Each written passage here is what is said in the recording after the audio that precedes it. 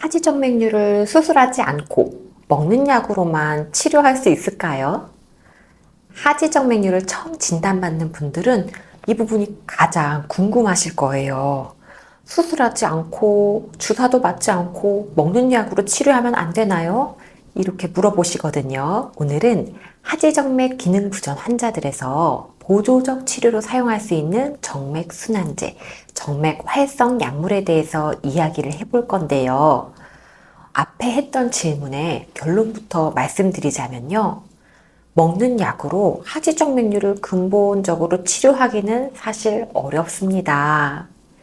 먹는 약들은요, 하지정맥류를 근본적으로 치료하는 목적으로 사용을 하진 않지만요, 만성 정맥순환 부전 환자분들이 가진 부종이나 무거움, 근육 뭉침이나 피곤함 등을 개선시킬 수가 있고요.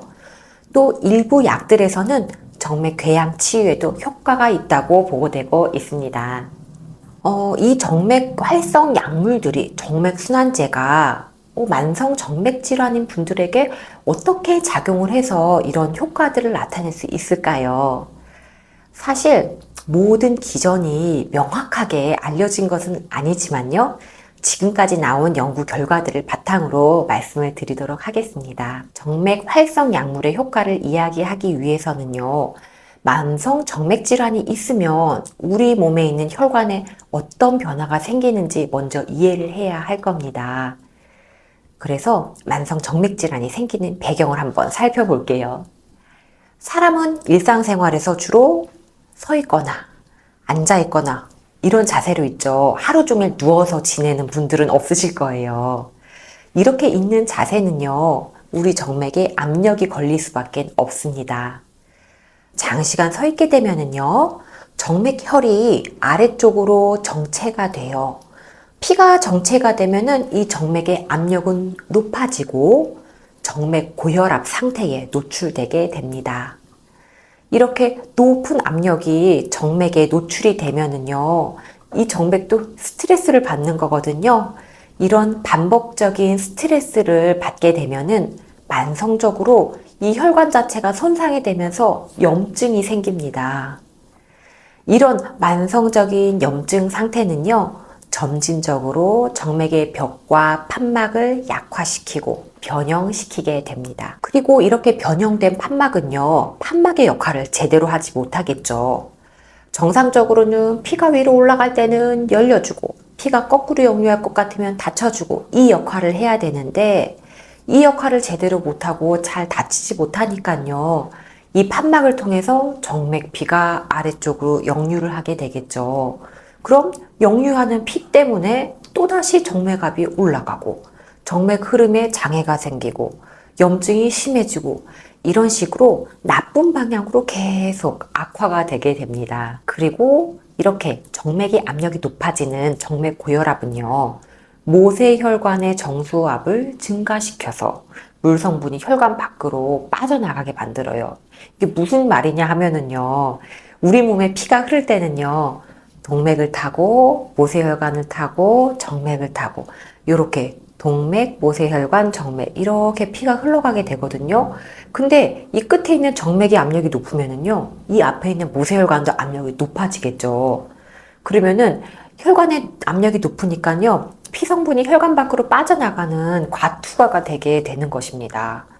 그리고 정맥 고혈압으로 혈관 내에서 유출된 피 성분이나 염증 성분 이런 것들은요, 최종적으로 피부 손상을 일으키게 돼요.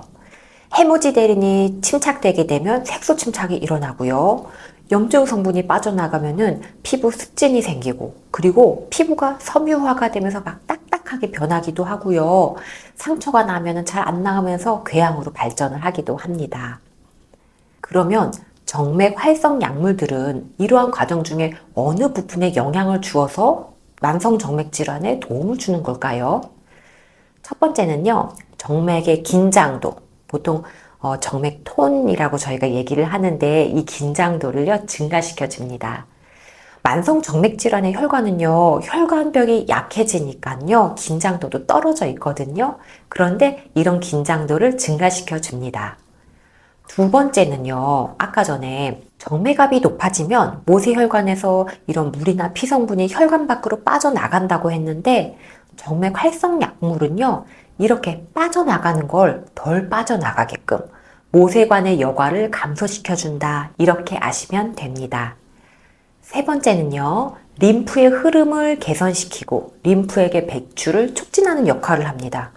아니, 지금 정맥 얘기를 하는데 갑자기 림프 얘기가 왜 나왔냐, 이렇게 궁금하실 수 있겠는데요. 림프가 하는 일이 뭐냐 하면은요, 모세혈관에서 조직으로 이런 피성분이나 물성분이 빠져나간다고 했는데, 이렇게 빠져나간 건 사실 그 자리에 그대로 있는 건 아니에요.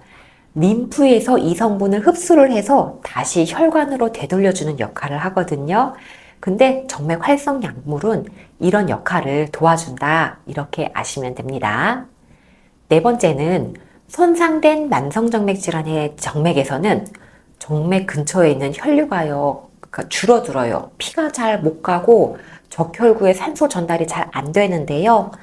일부의 정맥 활성 약물들은 적혈구가 이렇게 뭉쳐서 응집되지 않게 하고 혈액이 끈적끈적해지지 않게끔 점도를 감소시키고 적혈구의 속도도 증가시켜 줍니다. 다섯 번째는요, 항염증 효과로 인해서 염증 성분들이 방출되는 것을 감소시켜 줄 수 있습니다.